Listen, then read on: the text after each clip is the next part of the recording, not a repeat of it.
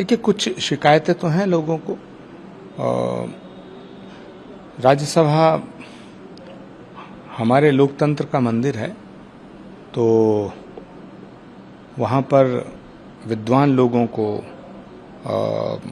वरिष्ठ लोगों को और ऐसे लोगों को भेजा जाता है जिनसे देश की सेवा करने की उम्मीद हो और पार्टी को मजबूती मिले।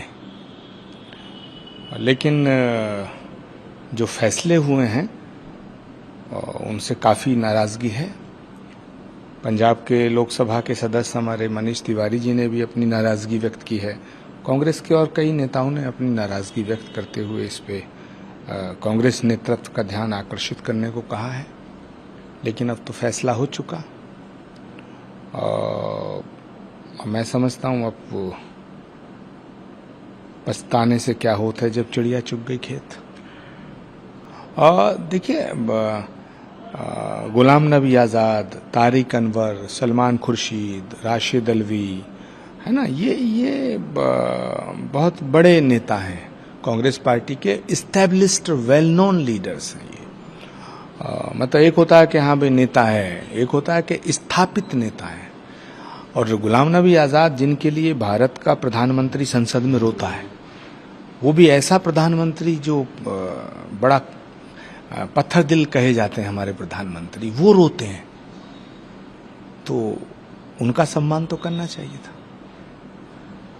मुझे लगता है कि कहीं जो फैसले हुए हैं उससे उन लोगों को भी ठेस पहुंची होगी। और कांग्रेस की जो एक परंपरा है, एक मर्यादा है राज्यसभा में लोगों को भेजने की, उस पर भी एक सवालिया निशान लगा है।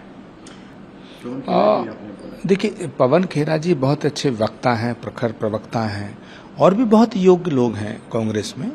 लेकिन हमारी पार्टी ने जो फैसला किया है उसमें जो ज़्यादातर शिकायतें हैं वो ये है, जैसे रणदीप सिंह सुरजेवाला जी हैं, बहुत बड़े विद्वान हैं, बहुत जनाधार वाले नेता हैं हरियाणा के, और हरियाणा में आगे चुनाव होगा तो उन्हें हरियाणा से भेजा जाना चाहिए था। लोगों की शिकायतें हैं।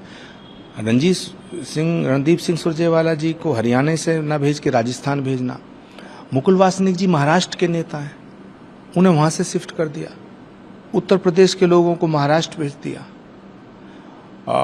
राजस्थान में चुनाव होना है, छत्तीसगढ़ में चुनाव होना है, तो राजस्थान, छत्तीसगढ़, हरियाणा, वहाँ के जो स्थानीय नेता हैं, बड़े बड़े कद्दावर नेता हैं, वहाँ बड़े योग्य नेता हैं। तो मैं समझता हूँ उन राज्यों के नेताओं को पीड़ा ये है कि बाहरी लोगों को हमारे यहाँ क्यों भेजा गया। तो ये सवाल तो बनता है। देखिए, पहली बात तो ये है कि मैं राज्यसभा के कैंडिडेट की रेस में नहीं था, क्योंकि मुझे मालूम है कि कांग्रेस पार्टी में कुछ ऐसे नेता हैं जिन्हें हिंदू शब्द से नफरत है, धर्म नाम के शब्द से नफरत है। तो जब हिंदू नाम के शब्द से नफरत है तो किसी हिंदू धर्म गुरु को राज्यसभा में कैसे भेजा जा सकता है, ये मैं अच्छी तरह जानता हूं।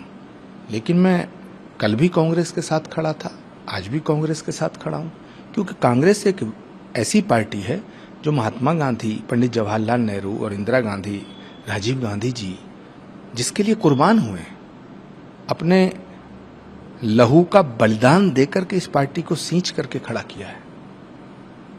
जो कांग्रेस अगर खत्म होती है, कांग्रेस अगर कमजोर होती है, तो देश का लोकतंत्र खत्म हो जाएगा। इसलिए मैं आज भी कांग्रेस के साथ खड़ा हूं। सवाल मेरी राज्यसभा का नहीं है, सवाल है इस भारत के लोकतंत्र के भविष्य का। तो अगर इस देश में लोकतंत्र को कायम रखना है और मजबूत रखना है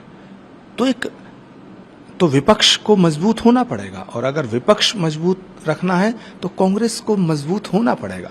तो राज्यसभा में उन लोगों को भेजा जाना चाहिए था। कांग्रेस के कार्यकर्ताओं की तरफ से ये बातें आ रही हैं कि जिन लोगों के राज्यसभा में भेजने से पार्टी को ताकत मिलती, पार्टी का जनाधार मजबूत होता, कांग्रेस नेतृत्व को ताकत मिलती, तो राज्यसभा में वो नेता जाने चाहिए जो पार्टी के लिए एसेट्स हों, पार्टी पे बोझ जो हैं, जिनकी वजह से पार्टी बर्बाद हो रही है, उनको राज्यसभा में भेजने से क्या फायदा? सारी दुनिया जानती है, सब कांग्रेस के सब नेता जानते हैं, नाम एक दो का नाम लेके क्या फायदा?